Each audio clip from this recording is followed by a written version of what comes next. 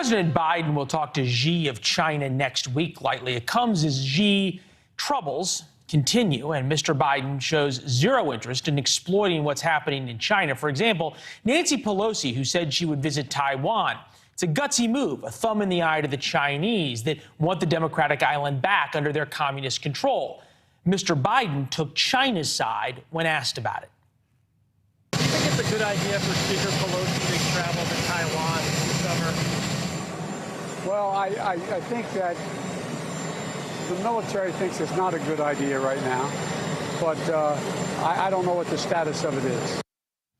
It's unclear what Mr. Biden will get from Xi for canceling the trip. Whatever the deal is, China will most certainly renege on it. Both the FBI and British MI5 warn China's continued theft of technology presents a clear and present danger to us all. This is from MI5's director, and the FBI director, Christopher Wray, warned that the bigger long-term security threats to Britain comes not from Russia, but from China. Probably the same thing holds true for the United States, except nobody is heeding the warnings. Not our government, not our technology companies, and most dangerously, not the companies making America's best weapon systems. So in 10 years, we will be fighting a war largely against our own technology. Ian Williams is with us, who's just been writing about this for the Times of London, longtime foreign correspondent who spent years in Beijing. Ian, is it economics that no one wants to pay attention to this, or is there something more sinister going on?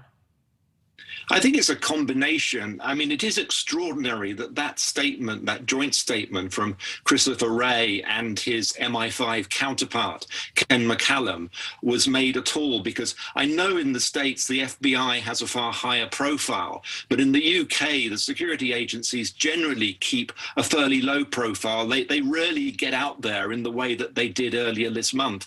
And it's an expression of the concern, the deep concern that they have about the extent, the depth, the sheer volume of Chinese cyber spying. And it was significant that their audience were business leaders and academic leaders, because they feel that universities, that businesses simply don't get it, that they feel that it's important for them to have a stake in China, to be doing business with China.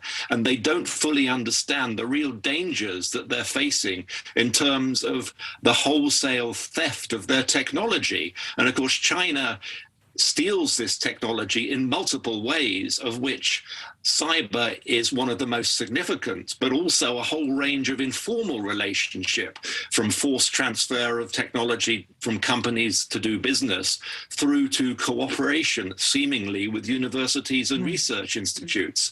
And this was designed as a real sort of wake-up call. Yeah, the Chinese sort of do make no distinction, right, between their economic interests, their national security interests, their academic interests. It's all one China, for lack of a better term, run by Beijing. The new reporting seems to be that the Chinese are emboldened by how the British and the Americans have acted, as you just described, and not heeded these warnings, and are more likely than ever to take over Taiwan. What are you hearing from your old sources in Beijing and those who are able to speak freely, or people who are in the UK that you can speak to, about China's view of the American-British response? I think that they've heard it so many times before that they've heard outrage, they've heard warnings, but they don't take it seriously, because for China, this is cheap and it's deniable. Yes, a lot of their hacking has been clunky. They've left quite big digital fingerprints, and cyber investigators have, on a lot of instances, being able to point a finger at China. But the security agencies, the intelligence agencies, are often reluctant to call China out, because they don't want to reveal their own methods and their own sources and their own techniques. That's beginning to change, as we're now seeing. They are beginning to call China out. But, we've seen before, and one thinks about the meeting between President Obama and Xi in 2015, when Xi promised to stop hacking for economic gain. There was a cyber non-aggression pact, which was repeated with other G7 countries, with the UK. And of course, all that happened was China went away, recalibrated, reorganized, refocused, modernized its cyber assets, and came steaming right back with a greater degree of sophistication and with greater volume than had been the case before. So the reactions so far really haven't worked. And I think this is why the intelligence agencies are putting themselves out there more and appealing more to companies and to academia. Now, I remember actually that Xi-Obama meeting. I was at the White House when Xi showed up and they announced that new treaty. And as it was happening, the announcement was happening, there was a member of the Obama National Security Team, a source, who texted me, beware of any deal you make with China, because right now, as this is being announced, the Chinese are launching new attacks on the United States in the cyber world. So it shows you what they think of any deal they make. China's response, in a larger sense, about Speaker Pelosi's visit. If Speaker Pelosi visits Taiwan, it would seriously violate the One China principle. Should the U.S. side insist on making the visit, China will strongly to resolutely respond to it and take countermeasures. We mean what we say. Put that in perspective with President Biden not firmly backing up the speaker's potential visit. Xi's got to feel like he has an upper hand come next week's meeting. He has. I imagine that he feels very pleased, very satisfied with that response from Biden, because China is all about intimidation. It's all about coercion. And by putting pressure, as he seemingly has done, on Pelosi not to go to Taiwan, this will be seen as a significant concession to China.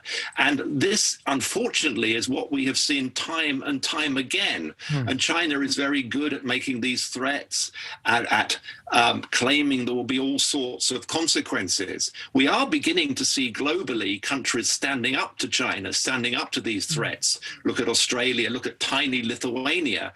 And I think it will be seen as disappointing that Biden hasn't backed the speaker and hasn't supported her in her desire to go to Taiwan. And I imagine it will be seen as disappointing in Taiwan, because, you know, this is what China does. And Biden has given them a significant concession here. Yeah, the cost to standing up to the schoolyard bully always gets higher and higher, as you rightly point out. And the Chinese are really experts at acting as the aggrieved party in this, when they are just the opposite from your reporting and so much excellent reporting on it. Ian, good to see you. Thank you very much for taking the time. Thank you. Thanks for watching. Go to newsnationnow.com to find NewsNation on your television provider. And don't forget to subscribe. Click the red button to get more of NewsNation's fact-driven, unbiased coverage.